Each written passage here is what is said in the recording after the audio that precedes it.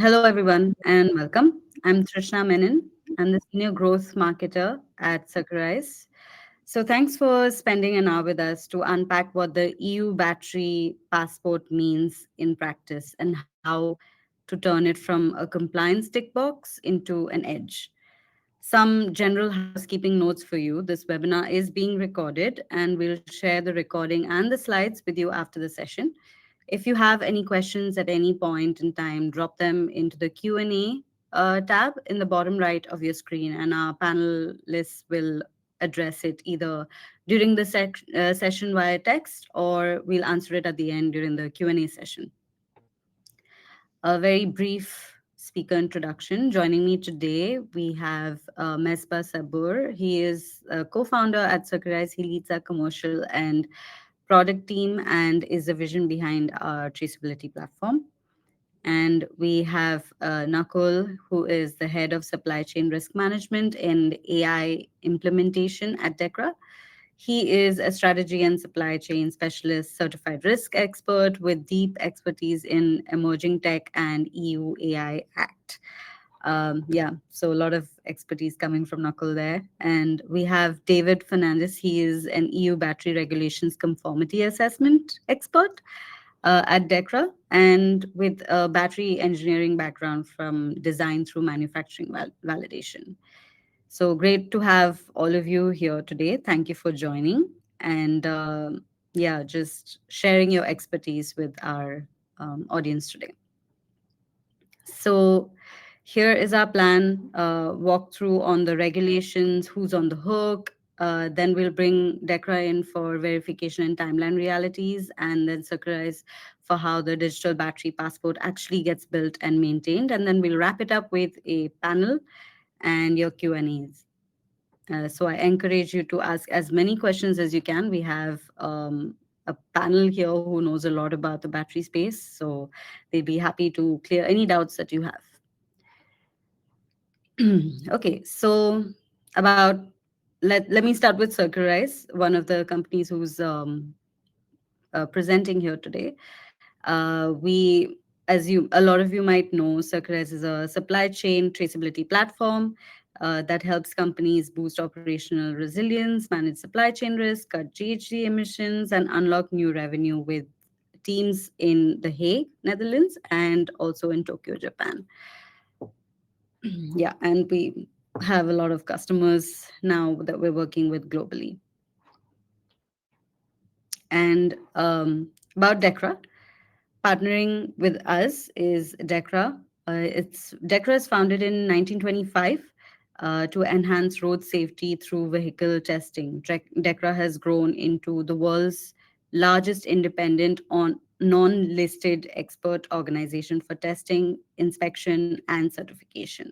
From its automotive roots to a global presence on the road, at work, and at home, DEKRA advances safety, security, sustainability worldwide.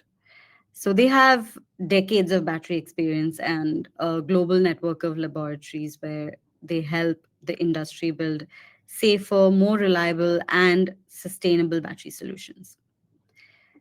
So before we dive a little more deeper into it, I wanted to know more about the audience and where you are coming from. So one, I do have one or two polls for you. So the first one is, when since we're talking about battery regulation, what is your biggest concern regarding battery passport regulation? If you could, just give your thoughts on this. It's multiple choice, so that you may have multiple concerns. So pick two or three biggest concerns for you.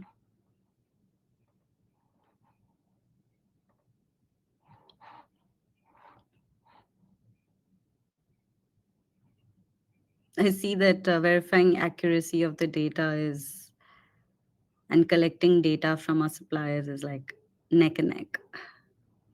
We see that a lot. We do get that a lot. Great. Yeah, it's pretty much what we thought as well. We will address it in the panel later as well, because that's one thing that we do want to address. Okay, now back to why we're doing this, right? What is the EU battery regulation? At the core, EU battery regulation governs the entire battery life cycle for all batteries placed on the EU market. It entered into the force, I think, in August 2023, and it replaces the 2026 battery directive. And why does this regulation exist? What are the five like drivers? There are more, but one of the main few drivers is environmental impact across the chain, lack of circularity for critical materials like lithium and cobalt, social concerns in supply chain, Europe's materials security, and not enough data to extend battery lifetime. And in other words, it's impact, ethics, security, performance improve. These are all some of the main concerns that needed to be addressed and which was addressed in this regulation. Now we have who is on the hook for this. Who does this battery regulation impact? It's not only for OEMs. We have OEMs, battery cell manufacturers, material suppliers, and recyclers are all in the scope of this regulation. And the obligations cascade across the value chain. So getting data flows right between parties is the whole game. Now, before we go a little bit more into detail, I have one more poll question for you, and this will be the last one. I want to understand where you are today on your tooling needs and like how you are dealing with your sustainability data.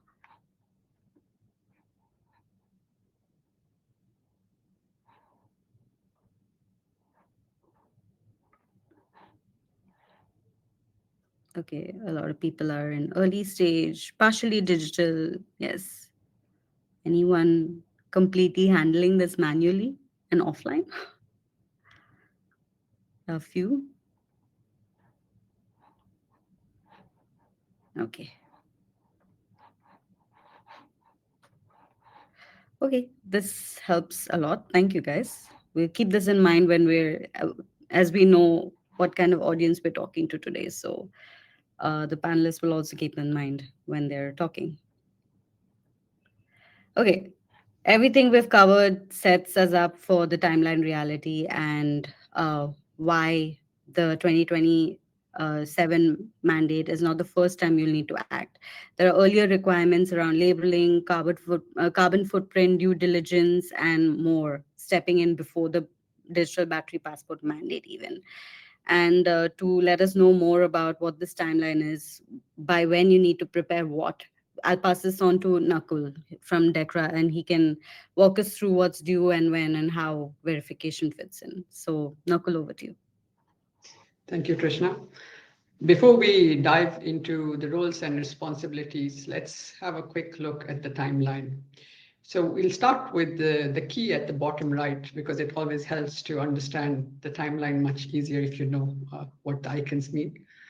So over here, you can see that the EU battery regulation is being phased in over several years. So some of the milestones or important dates to remember will be the coming year, where we have got 2025 and 2026 highlighted in across the horizontals and verticals.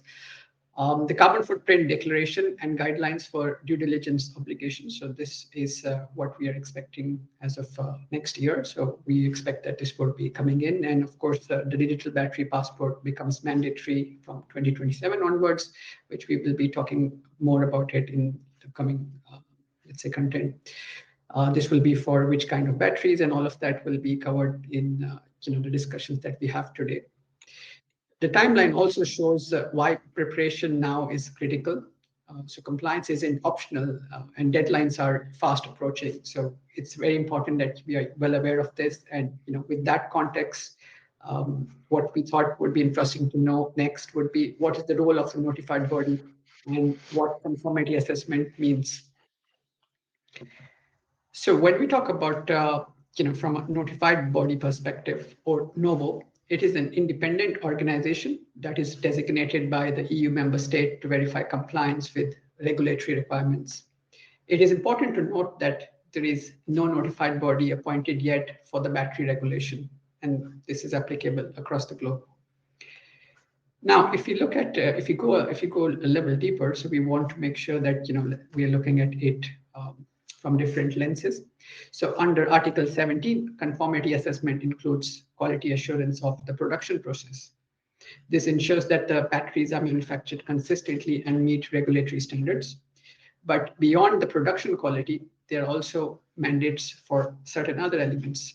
For example, carbon footprint under Article 7, recycled content under Article 8, or supply chain due diligence, which falls under Chapter 5, that covers various aspects of sourcing, critical raw materials, and so on.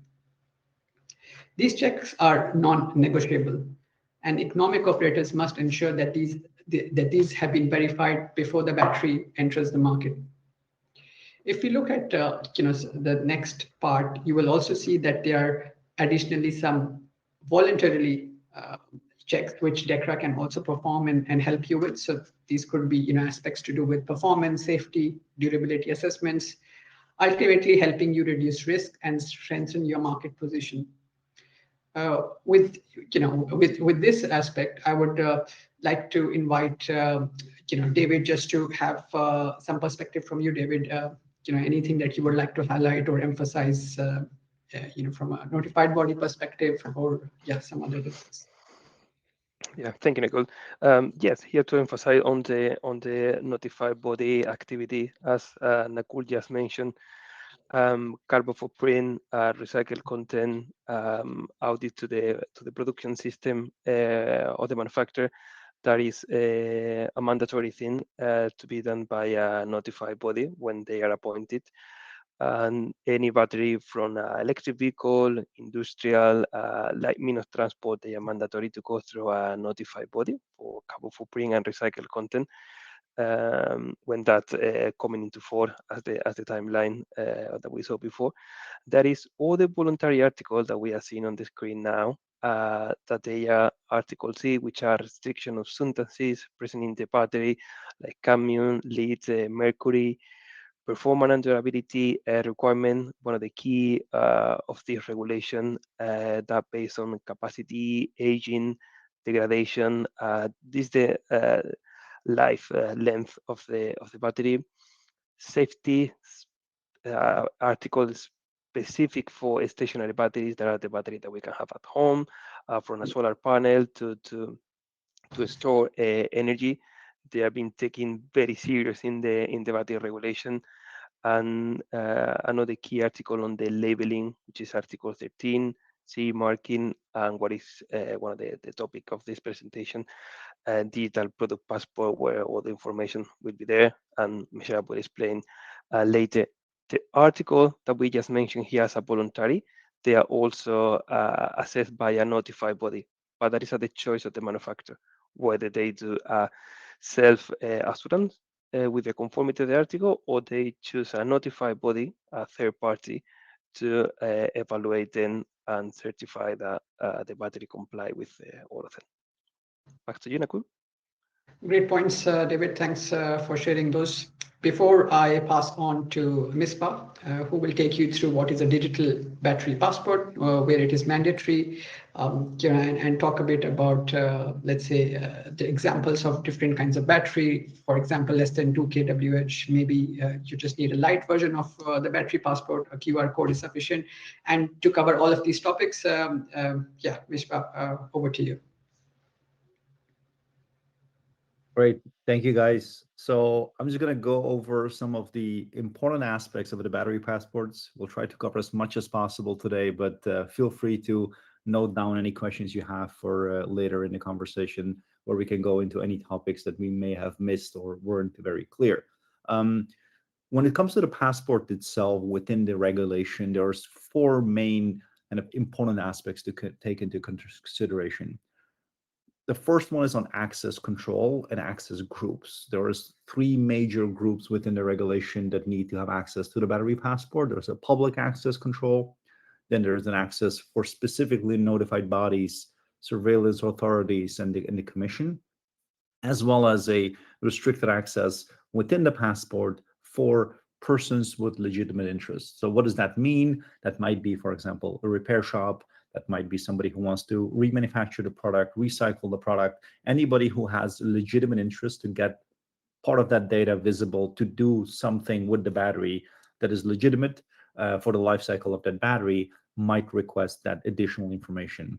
Now, there's a lot of nuance and kind of important details that still are to be made clear. We're going to go over some of the gray areas as well in a second.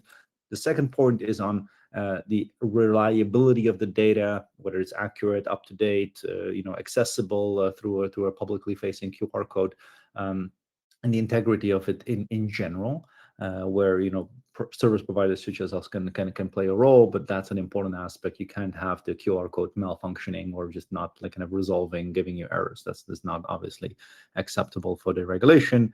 Then we have the different responsibilities. Essentially, this is a question we get all the time, like who should create this? Obviously, a battery is not manufactured within a single party. There's a whole value chain behind that. Who needs to actually do this? While it's a multi-party kind of approach, ultimately from a regulation perspective, whoever is placing that battery on the market, so it could be anybody, it could be a warehouse trading company who's putting it into the market, it could be the manufacturer itself, could be an OEM, could be anybody, is responsible for doing that, and ultimately they will bear responsibility of making sure the passport is there, and therefore early alignment with your partners in the value chain is very important to make sure that you also have agreements within your network who actually does that then in practice. Even though legally you might be the one, practically speaking, sometimes you might not be the right person to do it, and you might have to rely on your suppliers to do some of that work. Obviously, there's also a responsibility transfer at the end of life. So whenever you repurpose the product or remanufacture, or it's at the end of life labeled as waste, that's also when your responsibility ends, whoever put it on the market, and you transfer that to the next party. And there's the technical requirements on interoperability, etc. So the passport itself, there are some basic information requirements which we discussed before. We'll show you also an example that you can scan on your phone and have a version that you can kind of refer to if you want to.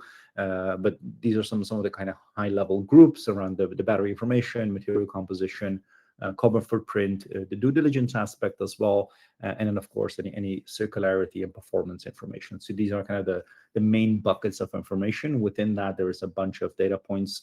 I think the industry is kind of converging to roughly 100 data points that are required within the final passport.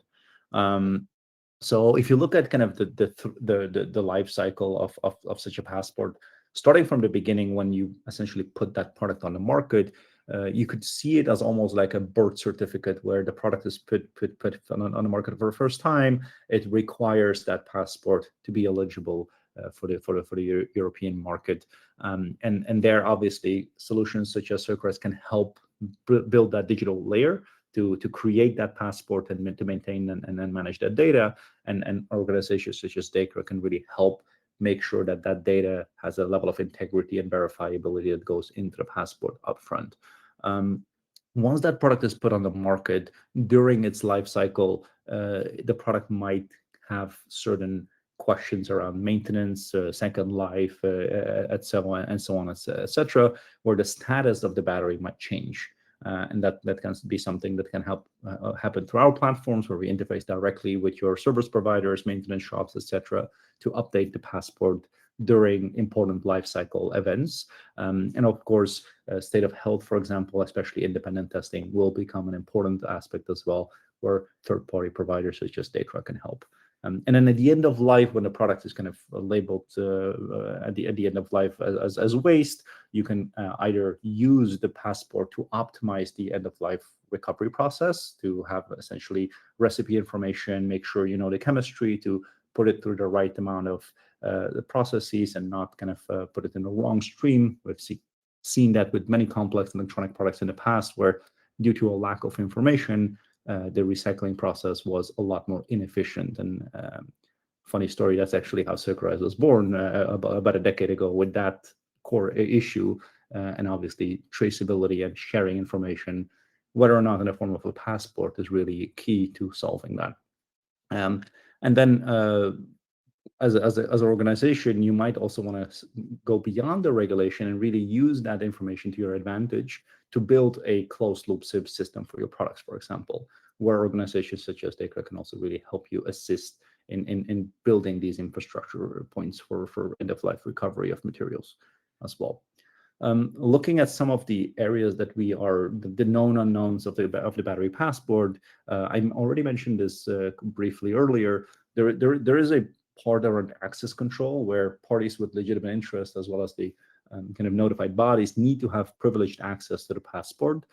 However, the exact methodology of identification and access control is not fully defined. There are some working groups and technical committees that we expect to give us some guidance by the end of this year, so hopefully next month, which will shed some light on how that is expected to be done.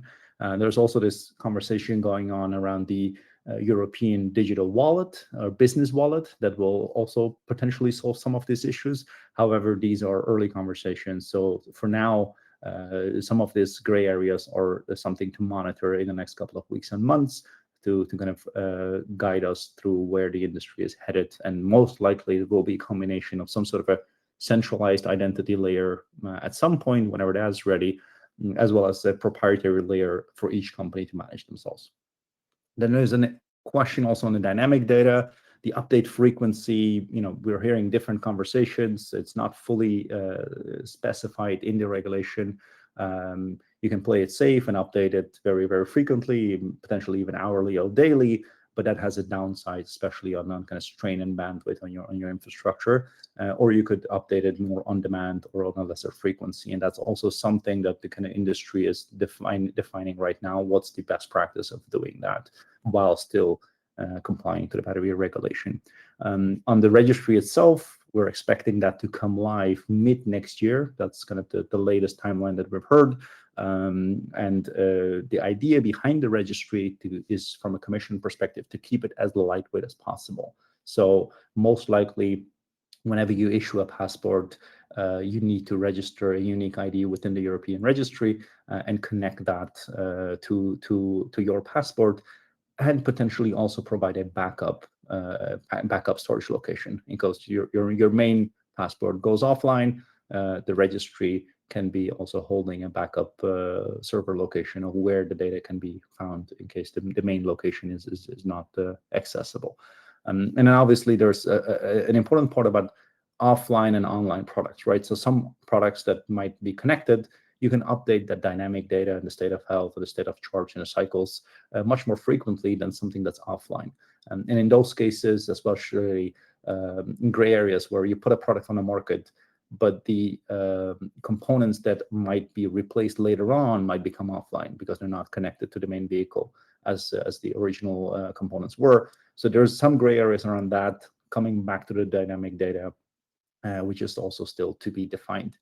Nonetheless, even though there are some uncertainties, as you can see, and this is not an exhaustive list, we do also see a very strong push from the Commission towards making passports in general, not just the battery passports, but digital passports in general, as a key artifact for any kind of product compliance regulation beyond just batteries and the sustainable product regulation, but for any kind of trade compliance and then the single market digital infrastructure that we're seeing being built in Europe. So with that, we believe it's still a very strong move to build that capability.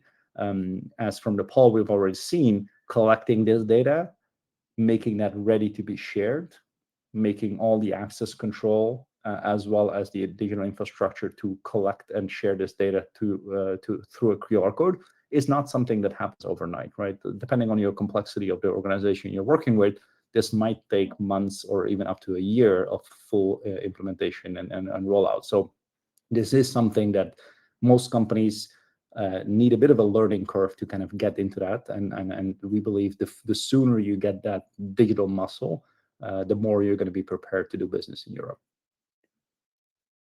So as I shared earlier, there's an example passport here. You can take a moment to scan this with your phone, and then you'll see a version that you can see as a reference point for how a passport might look like. what information is required on your own phone. So I'll just pause for a few seconds here, give you the opportunity to scan the code. Again, the slides will also be shared afterwards. You'll have access to it anyhow, and then we'll take it from here. So with that, I'm passing it back to Nicole. Thanks, Mr. So let's visualize the DBP in action. So if you think of a battery life cycle, there are different components, different value chain players in it. So we have the raw material sourcing, cell manufacturing, back assembly, integration into vehicles. And I see a lot of questions are also coming on who is responsible for what. So we will be covering those aspects in our discussions forward. But essentially, there are multiple actors involved, and each stage generates data that feeds into the DBP. So this complexity is why the verification matters. And without trusted data, the entire chain is vulnerable, which is where we want to emphasize that the value which comes out of DBP is based on the trusted imperative that makes it valuable at the end of the day. And also emphasizing what Misbah was saying, this is not just limited from a compliance aspect, but the additional value that you add to your business. So verification ensures that trusted and reliable data. But why does it matter? It essentially helps you reduce risk, it builds trust, and creates a market differentiation.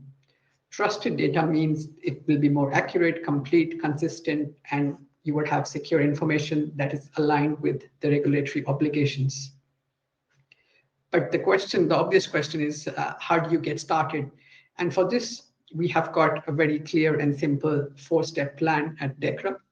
So firstly, you need to get familiar. So you need to understand the regulation and the DBP requirements. The second is preparation. You need to confirm what applies to your battery category. The third one is an implementation or a pre-conformity assessment, which helps you identify gaps before the formal conformity. And the fourth one, once DEKRA has been appointed as the notified body, we can help you complete the process in terms of declaration of conformity. This provides a clear path to compliance, but DBP isn't just a cost, and this is what we have also discussed, with the various discussions we have had, not just limited to today. And to show you this, Misbah will walk you through the platform and explain how this can be scaled. And with this, Misbah, I invite you back to explain the anatomy of the passport. Great. So here you see what we call the anatomy of a passport, right? So these are kind of the basic artifacts within a passport that will bring kind of the various elements we've discussed before kind of together. There's 3 different layers where the data can kind of come from that you can see here at the top. We differentiate between information that is coming from your supply chain, considering you might be the kind of the partner putting the product on the market. So here, think of information around the recycled content, carbon footprint, due diligence information that you might not have directly as the one putting it on the market, but that might reside with your direct suppliers or indirect suppliers in often cases. Then once that data is collected, the next step would be to collect and aggregate that on a model level. A model is essentially like a battery family or a specific GTIN or SKU, if you will, where a specific version of a battery is coming together, and you might issue multiple instances or items from that, right? So think of it as a specific type of battery. That's what we call a model within the European battery regulation. And there you have a bunch of information requirements, such as the model type, the battery, and then the specifications, generally, etc. Within such model, you can then issue individual passports, which each of them has a unique QR code, and these would be called item level passports. So each item, each unique battery will then have its own passport, and within that, you then can track individual battery specifications, such as the state of health of that specific battery, for example. So these are kind of the main levels, all aggregated in the final passport. So it's not that within the passport you will see all these different levels. There's data from different levels within the final passport, but from an architectural perspective, it's good to kind of distinguish them, because different levels might have different ways of collecting and storing and updating the data. And then once you have a unique passport through the QR code, obviously that can then be viewed per different access control, right? So whether it's the public view or the confidential view for parties with legitimate interest. And each of these data points can then be assigned to a specific group, right? So you can say, well, the state of health is something that's publicly available, but the battery chemistry is only for confidential views only.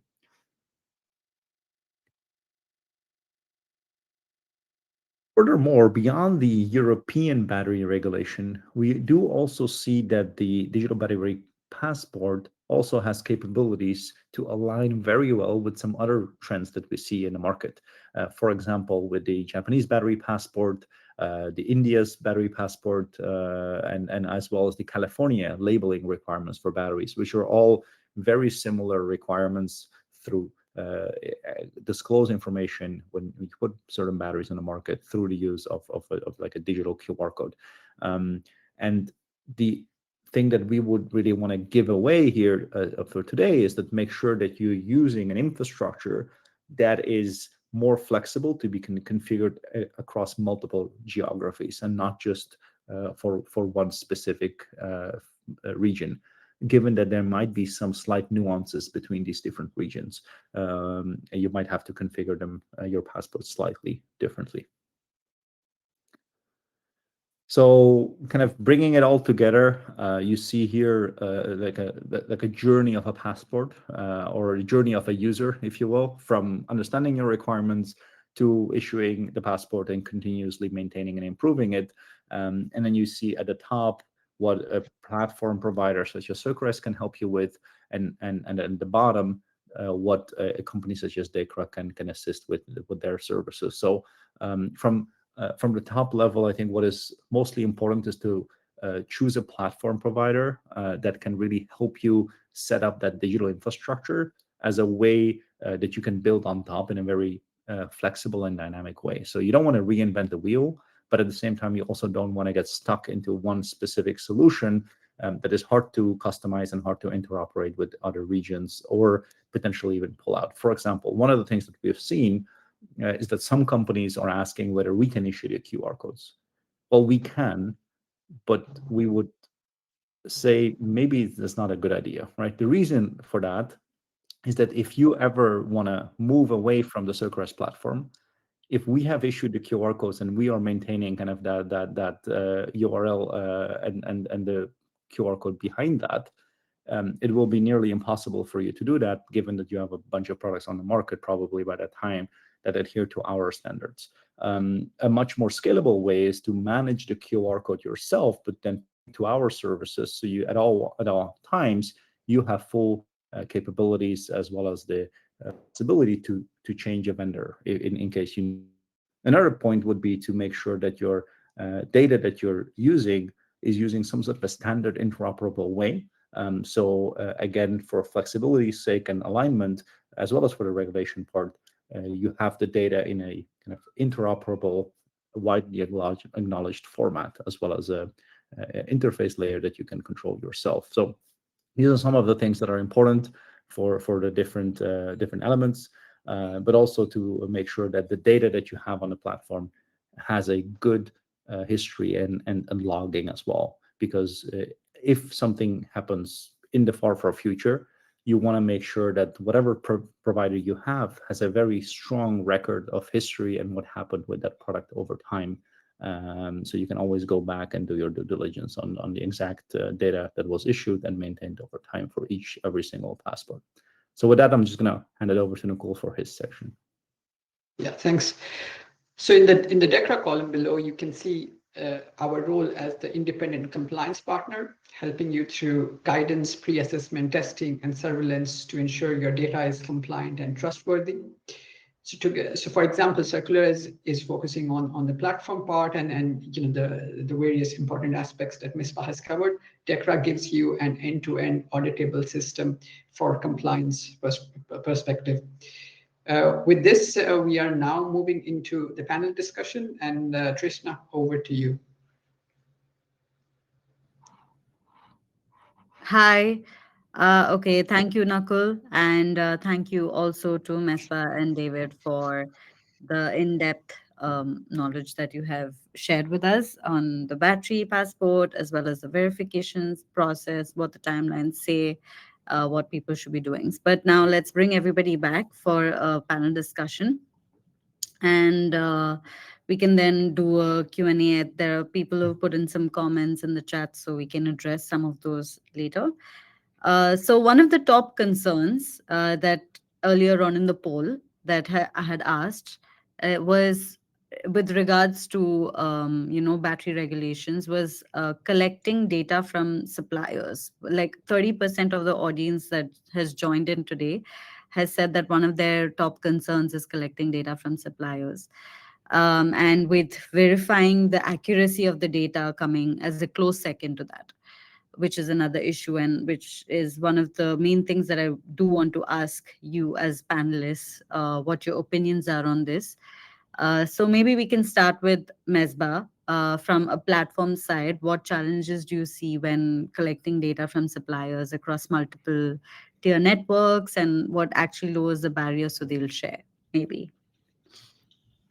We do see a lot of challenges when it comes to data collection. I think most of them are really some two buckets of challenges where we can put everything into.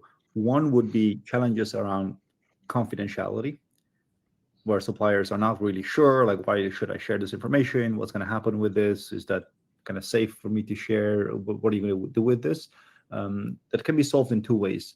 One is more on a technical side, where you can have a very strong technical solution that can safeguard the confidentiality of the data provided, and only have access control and disclosure for the utmost minimum that is required, and keep everything else confidential and private. And the other is to make sure that you have a very good alignment with your suppliers, and they understand why this is important, right? Because the more understanding they will have on the requirements, the easier it is for them to kind of go along with the data request. The other challenge bucket that we see is around kind of communication. Communication, especially with getting the data from supply chains far away, different languages, different cultures, etc., is one of the things that we've seen as the core enablers that allow us to have a much higher success level of data collection. For example, speaking the local language, making sure you have folks that understand the culture and the business, and have a good human touch with that supplier, so they understand why this is important, and also the nuances and intricacies of it. So I would say these are kind of the main challenges that we see on a day-to-day basis when we collect the data from suppliers. Not to mention the digital challenges, right? So obviously you can collect data from an email and an Excel sheet, but that has its own challenges when it comes to scaling, and then having an infrastructure that is something that you can build and rely on. So obviously that is more solved by having dedicated solutions that can structure the data and collect the data at scale. Yeah, that's interesting. And Nakul, for you, like, once data flows, how do you de-risk bad or incomplete data, or from a supply chain risk perspective? What's a downside if, like, an OEM gets it wrong? I think the emphasis on the right quality of data is something that you captured in one of the slides, right? So if we have, for example, garbage in and garbage out, we have all heard that. And it goes back to, we don't need the perfect data to start with. It's always, you need to start and continuously refine it. And that's what we have seen with, not just limited to this particular regulation, but in a sense, wherever we are talking about visibility and data sharing, these are some of the fundamentals that we always have to keep in mind. You're not going to always have perfect data to begin with, but yeah, it improves over time, and you need to start working, with your tier ones and so on. So that's how you need to start this journey. Yeah. And yeah, tell me. Yeah, David. No, I will probably add here on the traceability supplier data that, of course, for the battery passport point of view, it is key to get all the required parameter for public accessible or notified body. But also in the same page, we have the carbon footprint data that also require supply chain data on the composition, material, raw material, manufacturing. So if a supply chain data is grown or doesn't match with the product, it is likely that that is also affecting the carbon footprint data, which is another requirement for the CE marking. And the notified body needs to do an assessment to all the data. So it can have multiple impact on the assessment and the CE marking of the battery. Interesting. But on a liability side, David, like there's also a question here where someone asked, who is ultimately responsible for creating those QR codes for the passport? Whose responsibility is it, and how does like due diligence, protect that individual or that company? Yeah, I mean, the ultimate responsible is the one who put the battery into the market or place the battery in the market, and it is as is defined in the battery regulation, that is the economic operator who is responsible for the battery passport. But the economic operator doesn't have all the data, and they will need from all the supplier to provide the data to have a complete and reliable battery passport. Because we didn't mention during the presentation, but what kind of data should be in the battery passport as a highlight is a public accessible data. We have information like the carbon footprint declaration, due diligence, critical raw material, hazardous substances, recycled content, all the technical data like we can find in a battery data sheet. That can be the internal resistance, capacity, aging of the battery, but also there is other legislative information like the CE declaration of conformity, warranty of the battery, um, manual of the usage of the battery. And then when we move to confidential data, the only notified body, commission, or legitimate interest person, we are talking about composition of the battery, material of the anode, cathode, the electrolyte, and also part number and who source the spare part of the battery, disassembly sequence, tools required, safety measurement. There is a good chunk of data that needs to be in the battery passport. And this is part of the article, well, battery passport article 77, but it's part of the article 13, which is one of those CE marking article to place the CE mark on the battery. Yeah, actually, that brings me to my next question, and like a more like a myth versus reality busting session, where one of the main myths that is out there and concerns for people is the battery passport will expose all our confidential data. So I think maybe we can address that and maybe make it clear what kind of data needs to be disclosed and how does selective disclosure work and role based access keep IP from being safe, like maybe Mesba, why don't you start with your opinion, and then maybe David can follow up a little bit more if yeah. Yeah, so as some of you may have seen in the QR code that I shared earlier, some of the data is not accessible, right? So there is a part that the regulation says this has to be public. Well, there's not much you can do about that. And from our experience, that part is also not what is often considered confidential. There is parts that are more confidential around calculation methodologies of the state of health, for example, but you don't need to share that. You just need to share the final state of health, maybe your chemical composition, etc., which you also don't need to share publicly. But again, doing strong access control and disclosure management upfront with a multidisciplinary team within your organization is, I think, the key to solve that. Just making very, very clear what is the thing that we actually need to share, how are we going to share that, in what format, and how do we make sure that whenever we do share it, it's only shared with those people that is mandatory to share it with. And that's where the regulation comes into the access control comes into place, where you need to make sure that whoever is requesting that additional confidential view is also vetted in a correct way. And again, the exact requirements there and guidelines we'll expect from some working technical groups later this year.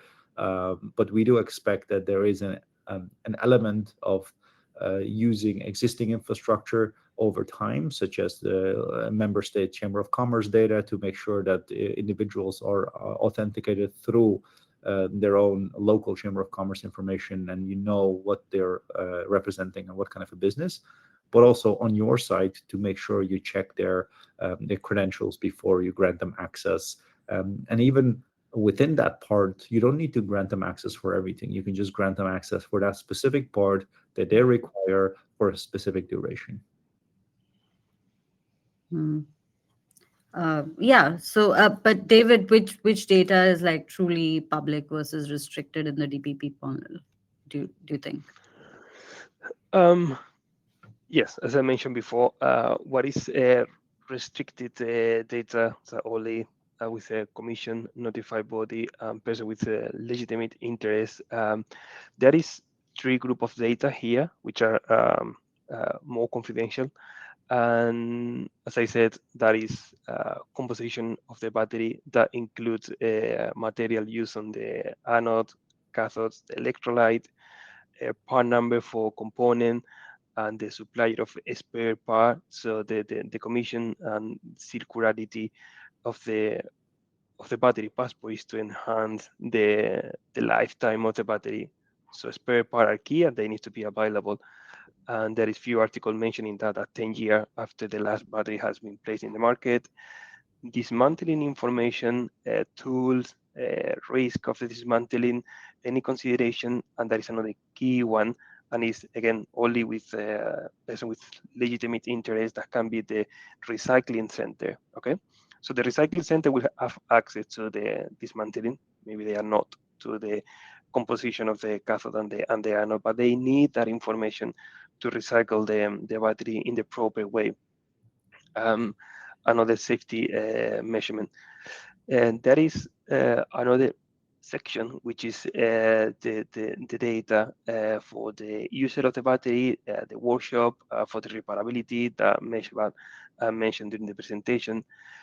Data to be shared there is performance of the battery, what is the state of health of the battery, if the battery has been remanufactured, repurposed, and the event that the battery might have had during the life, like high temperature, high voltage peak, something like that. This dynamic data that Meshbad explained.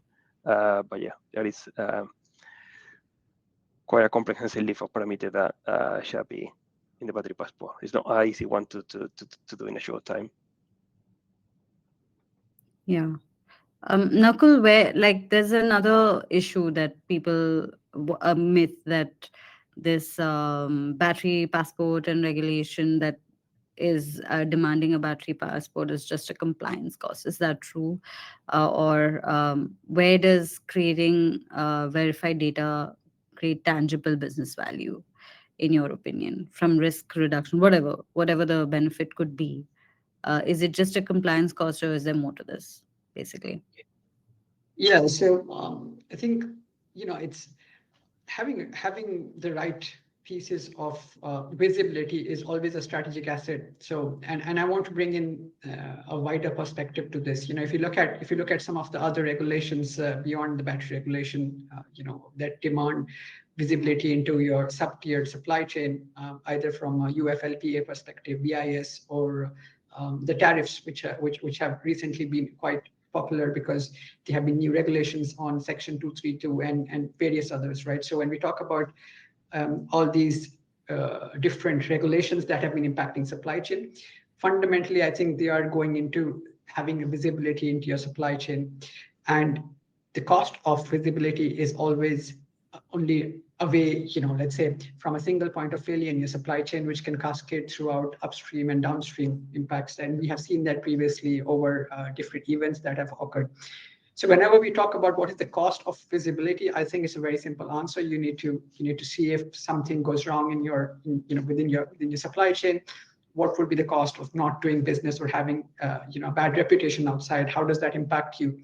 And in most of the cases, we observe that the cost of investing into something like this and creating that visibility is far, far less, and has much lower consequences as to not having that. So if you look at it from a wider lens, like I've explained to you, it's not limiting. If you talk about a solution like having a digital product passport, it applies beyond just the battery regulation. And for one regulation or another in the future, this would become mandatory, because ultimately it's for your own business and for your own good as a business, and it's not to be seen as a regulatory compliance.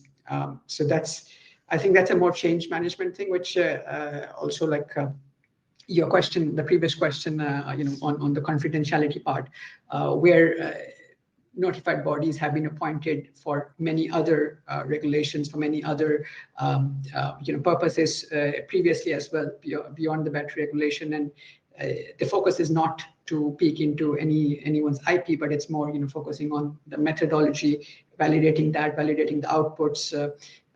So ultimately, it's, I think, not a cost, but more a strategic perspective that a company needs to look at it. Yeah, I just wanted to add to that as well. Like, this is also a good moment for a lot of organizations to start looking into traceability of their supply chain in a more broader lens. While it might be initiated for something like a battery regulation, having that additional traceability in your supply chain, and looking at from a more generic lens, can help with understanding your supply chain, mitigating some of the resilience and risk profiles that you might have, and also ultimately manage your supply chain better, which is ultimately super important, critical aspect of many businesses day to day, as we have seen in the past years with supply disruptions and a lot of geopolitical tension. So we do see that if given the right strategic focus from an organization, the efforts that you're going to need to do anyhow for the battery regulation can really be a multiplier force for many other aspects as well. But that requires a strategic view and a broader lens beyond just regulation for the battery. Yeah, like also, like, as an additional question to all of you, like, what do you see are the challenges in the market, like, right now, in terms of, it could be in terms of confidentiality or just getting started on what they should be disclosing? Yeah. Yeah, I can go first and then pass it on. And also, we are seeing that in the questions, that's in the chat. There are various reasons for that, right? So people are not aware on where to start. There's a whole conversation going on. Will it be delayed, and so on and so forth. So the question is very simple. This is, it's going to come. If it's going to come in 6 months or a year, wouldn't change a lot, because you need to start now, and you need time for that. You need time to have traceability in your supply chain. This doesn't happen overnight. And the same goes for the battery passport. And I'll just hand over to Misbah. Maybe he can cover a bit of that.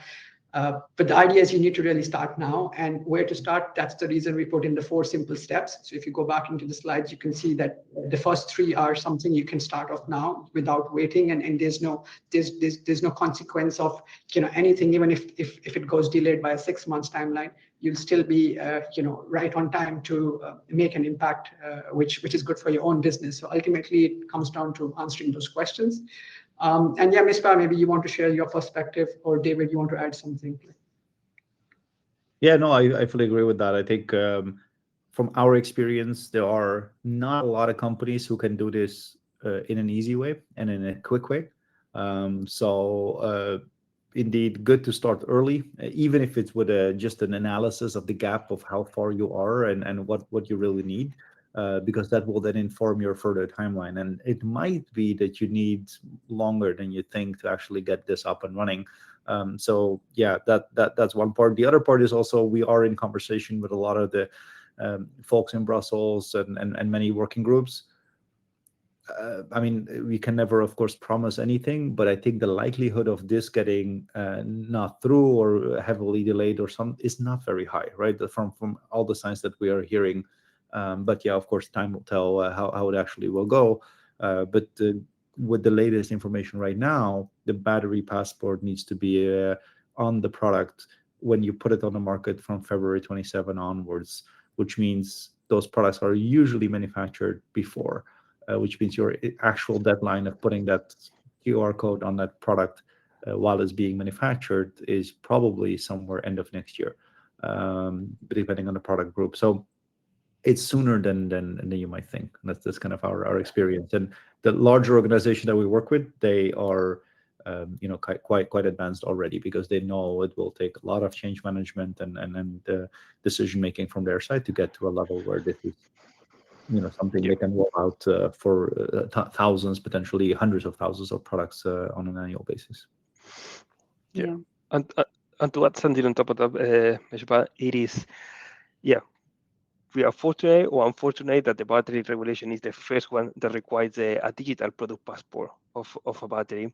But it is just a trend on the European Commission. So digital product passport will be required for clothes, for construction, and for more products. So this is part of the, let's say, like digitalization process of all the information of products being in a QR code and a database accessible for everyone and for recycling. And if I can ask for a time frame, how long do you think a company needs to implement the battery passport in the supply chain, going from nothing to have something that meets the requirement? Our experience is that it takes roughly 9 to 12 months on average. This can be a bit faster, this can be a bit longer, but on average, going from nothing to a first passport at a prototype level, this can happen in 3 months or so. And then going from that prototype level to mass integrated production volumes can take probably another 6 to 9 months. That's kind of our timeline. So our recommendation would also be to definitely, at the latest, start with the first steps end of this year, early next year, right? December, January is a good time to kick off, because then you can have Q1 for pilots and first prototypes, Q2, Q3 minus summer holidays to kind of get the implementation ready, and then Q4 as a buffer in case anything needs to be adjusted, etc. So it's quite the timeline, right? It's not something that we see happening much faster than that. Yeah. Also, in interest of time almost running out, there are maybe a few questions, if people don't mind staying back for a few more minutes, that I'm seeing that a lot of people have asked questions on the level of granularity that is required across the chain. On what level it should be done: container system level, rack level, battery module level. There have been a few questions around this, if anybody wants to address this. I can quickly address it. So it depends on a data point, right? So if you're talking about due diligence, you can do this on a product level, on a high SKU product family level. If you're talking about recycled content, that happens on a batch level. If you talk about carbon footprint, it usually happens on a batch level. So it depends on the data point. Our recommendation is to aim for batch level wherever you can, because that's the most kind of widely applicable one. It's also the difficult one. So in some cases, you might want to go less granular. But as long as you do everything on a batch level, you should be safe. Yeah. And another one is, do we need, again on level, DBP at an SKU or product level if we have 1,000 plus SKUs? Very specific. Yeah, I think I answered that in the chat. So you need a serialized passport for the larger 2 kilowatt plus hour batteries. You can do that on a family or SKU level. Okay, and maybe one or two more questions. A lot of the questions, guys, have been already answered by some member of DEKRA team or our team. But there is one that says, on CFP, EU battery regulations has not finalized the calculation of carbon footprint. I assume it might be efficient to prepare after finalizing this portion. What do you think? What does the panel think on this? On LCA, on the carbon footprint, yeah, it's true. The Commission is very delayed on that. very important topic, and they have a huge impact on battery manufacturer, I guess, because the amount of data required from supplier and the modeling of the manufacturing process from raw material to end of life. So for electric vehicle batteries, there is only a draft delegate act, and it is expected, but it just expected to get the final version released within this year.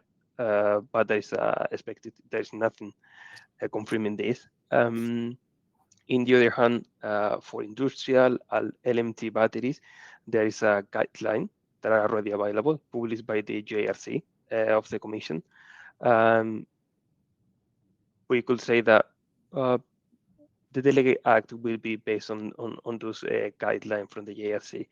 And so my recommendation is start from what is available today to look into the production, what data you might need, how to collect the data, company-specific data or secondary data, where to get from what database to get the data, and also to create the model, because it is, for me, it's the more complex article in the regulation, and it is simply because of the data that require from raw material, from all your supplier to get the CO2 equivalent of carbon footprint emission for all your component, all your part, to your manufacturing, assembly, scrap rate, and an end of life modeling, that is recycling, dismantling.